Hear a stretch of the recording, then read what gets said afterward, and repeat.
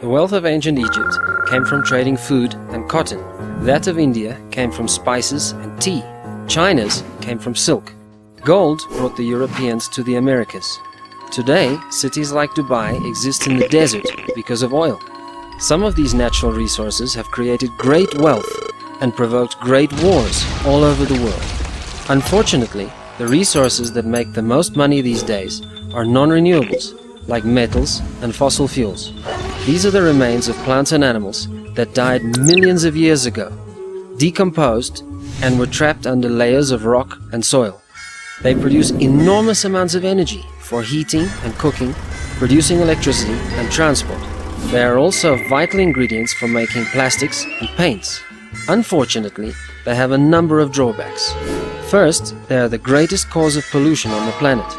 And second, they are non-renewable, which means we cannot reuse or replace what we use. The good news is that we are developing new technologies and finding new sources of energy to replace them. These include hydroelectric, solar, biofuels, and aeolic or wind power. The origin of these resources lies in our natural environment and ecosystems, which replenish over time, thus making them a sustainable and eco-friendly solution to the global energy demands. Gradually, we are making cars and machines that are much more efficient and therefore use much less energy.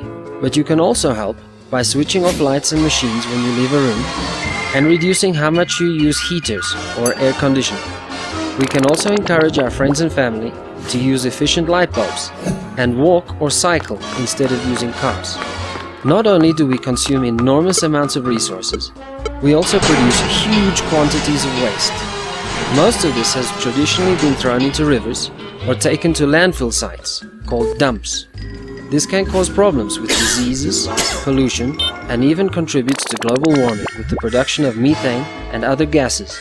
However, the technology exists for recycling almost every material we use, including glass, metals, paper, plastics, clothes, and machines like cell phones. Even leftover food and sewage can be turned into compost or biofuels.